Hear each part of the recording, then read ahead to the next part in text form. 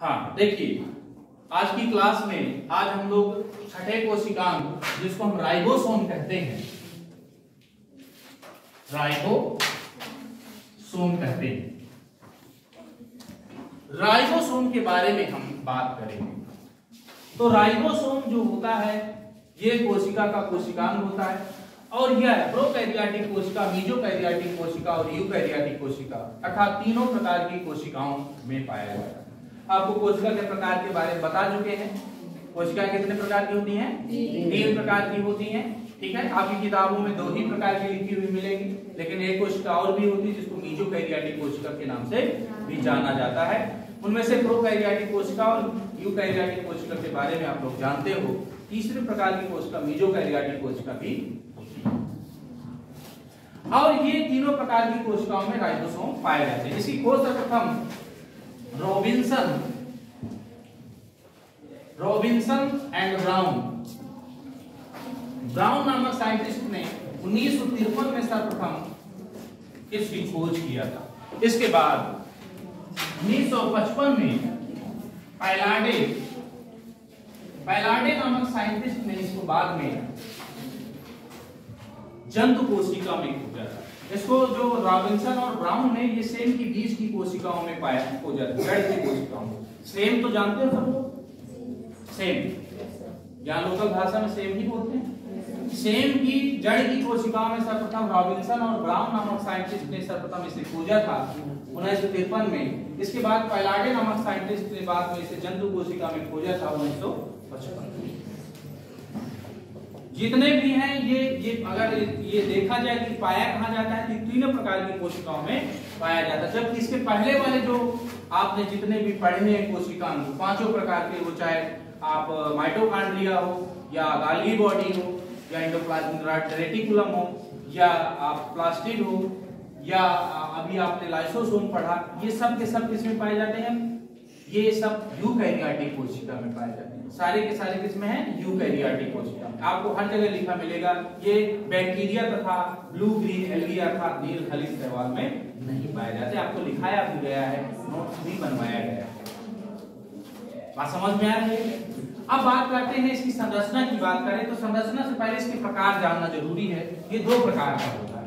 कितने प्रकार का होता है? 2 प्रकार, 2 टाइप का। इसमें होता है, पहला नंबर है 70S प्रकार और दूसरा होता है 80S प्रकार। दोनों चीजें जानना जरूरी है आपको। ये S लिखा हुआ है, 5 नहीं लिखा है, इतना ध्यान रखेंगे, नहीं तो 508 705 हो जाएगा। 805 हो जाएगा, 705 हो जाएगा। क्या है? 70S प्रकार है और 80S प्रकार। दोनों का मतलब क्या होता है, ये दोनों चीजें जानना जरूरी है। होता क्या है कि जब भी राइबोसोम, एक मशीन होती है राइबोसोम को सेडिमेंटेशन करने के लिए, अवसाद करने के लिए, जैसे आप लोग देखते हो कि दही से मक्खन निकालने की एक मशीन आती है, देखा है कभी? या दूध से मक्खन निकालने की मशीन आती है, देखा है कभी? तो उस मशीन में होता क्या, बता रहा हूं। होता क्या है कि बड़ी तेजी से वो घूमती रहती है, जो उसके भारी कण होते हैं किनारे में जाकर के बैठ जाते हैं। उसी सिद्धांत पर आधारित ये भी होते हैं। ये जो एक निश्चित रफ्तार होती है, उस निश्चित रफ्तार पर अगर उसको बोलते हैं 70 रफ्तार, अगर 70 रफ्तार पर अगर वो राइबोसोम जाकर के नीचे सेडिमेंटेज हो जाते हैं अर्थात अवसादित हो जाता है अर्थात जमा हो जाते हैं, इकट्ठा हो जाते हैं, तो उसे बोलेंगे, उस निश्चित रफ्तार वाले जो राइबोसोम होंगे उनको बोलेंगे 70S प्रकार के राइबोसोम। S का मतलब होता है सेडिमेंटेशन। क्या बोलते हैं? सेडिमेंटेशन, जिसको स्वेडबर्ग यूनिट के नाम से जाना जाता है। मापा किससे जाता है? स्वेडबर्ग यूनिट होती है, स्वेडबर्ग यूनिट से मापा जाता है उस रफ्तार को। और जो 70S का मतलब सेडिमेंटेशन है ना, जिसको हम S का मतलब है सेडिमेंटेशन और उसको यूनिट होती है स्वेडबर्ग यूनिट, एक साइंटिस्ट का नाम, उनके नाम पे रखा है। एक निश्चित रफ्तार पर अगर वो 70 रफ्तार पर अगर वो जमा हो जाते हैं नीचे, तो ऐसे राइबोसोम को 70S प्रकार के राइबोसोम कहेंगे। अगर वो 80 रफ्तार पर अगर नीचे जमा होते हैं तो उनको 80S प्रकार के राइबोसोम कहेंगे। ये बड़े होते हैं और ये छोटे। बात समझ में आ रही है?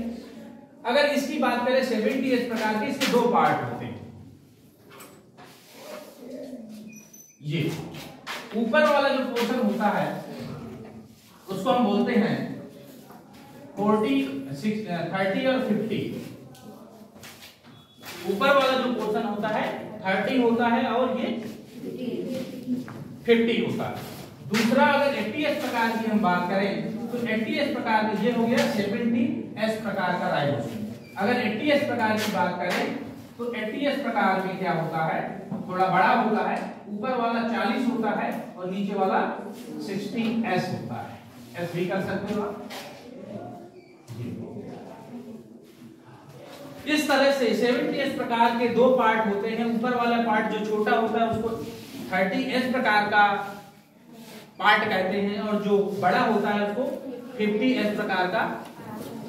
इसका मतलब ये नहीं कि 30 और 60 जोड़ 30 और 50 जोड़ दिया जाए, ऐसे जोड़ना नहीं। वो रफ्तार दिखाता है। क्या दिखाता है? रफ्तार।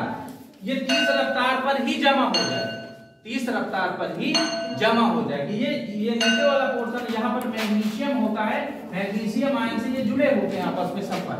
अगर ये इसकी सांद्रता कम हो जाती तो दोनों अलग अलग हो जाते, टुकड़े टुकड़े हो जाते। बात समझ में आ रही? ये क्या होता है, ये 50 रफ्तार पर जो है ये जमता, इसलिए इसको इस पोर्शन नीचे वाले पोर्शन को हम 50S प्रकार का पोर्शन कहते हैं। इधर वाले में क्या होता है, अगर हम 80S प्रकार का, ये दो पार्टों में बटा होता है। ये बीच में मैग्नीशियम की सांद्रता के अकॉर्डिंग जुड़ा होता है।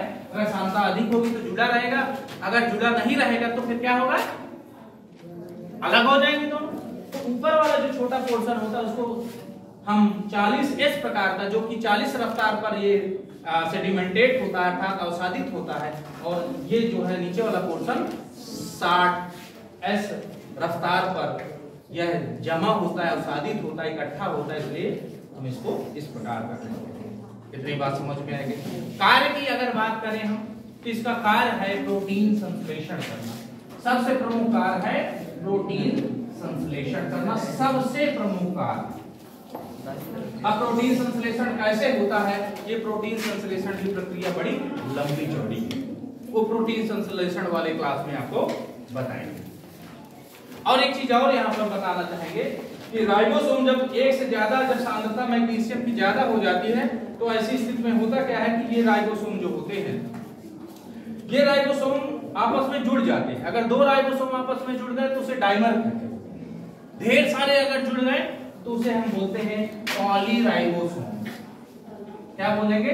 पॉलीराइबोसोम के नाम से जाना जाता है। पॉलीराइबोसोम क्या होता है, वो प्रोटीन संश्लेषण में, प्रोटीन सिंथेसिस में वो काम करते हैं। किस तरह से काम करते हैं वो प्रोटीन संश्लेषण वाले क्लास में आपको बताया जाएगा, अर्थात बड़ी कक्षाओं में जब आप लोग जाएंगे तो वहां पर आपको यह बताया जाएगा।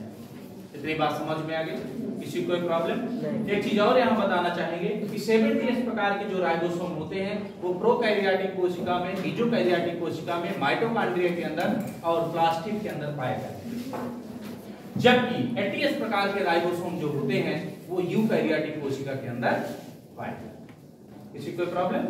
सबके समझ में आ गए? तो एक बार फिर से समझ लीजिए जल्दी से। इसको सर्वप्रथम सेम की बीज की जड़ की कोशिकाओं में रॉबिन्सन और ब्राउन नामक साइंटिस्ट ने 1953 में सर्वप्रथम इसे खोजा था। इसके बाद पैलाडे ने इसे जंतु कोशिका में खोजा था।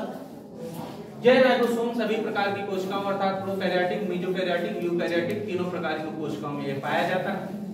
अब इसके प्रकार की बात करें, ये प्रकार दो प्रकार का होता है, 70S प्रकार का और 80S प्रकार का। इस 70S प्रकार के राइबोसोम जो होता है ये माइटोकॉन्ड्रिया के अंदर, प्लास्टिड के अंदर, प्रोकैरियोटिक, मेसोकैरियोटिक कोशिका के अंदर पाया जाता है। ठीक, इसके दो पार्ट होते हैं जो कि मैग्नीशियम की सांद्रता के अकॉर्डिंग जुड़े होते हैं। इसमें ऊपर वाला छोटा पोर्शन जो होता है वो 30S कहते हैं और बड़े वाले को कहते हैं 50S के नाम से जानते हैं। जबकि 80S प्रकार का जो राइबोसोम होता है वह 40 और 60 में जुड़ा होता है। इसको आपस में जोड़ना नहीं कि 40 और ये 60 जो मिलकर के 100 हो गए, ऐसा नहीं करना है। ये जो S होता है इसका मतलब होता है सोइडबर्ग यूनिट, सेडिमेंटेशन, अवसादन। जिस रफ्तार पर मशीन में जब डालते हैं इसको, तो जिस रफ्तार पर वो जाकर के इकट्ठा हो जाते हैं नीचे धरातल पर, तल पर, उस मशीन के तल पर जिस रफ्तार पर जमा हो जाते हैं, अगर 70 रफ्तार पर वो जमा हो जाते हैं तो 70 इस प्रकार का राइबोसोम होगा। अगर 80 रफ्तार पर जमा हो जाता है तो 80 इस प्रकार का राइबोसोम।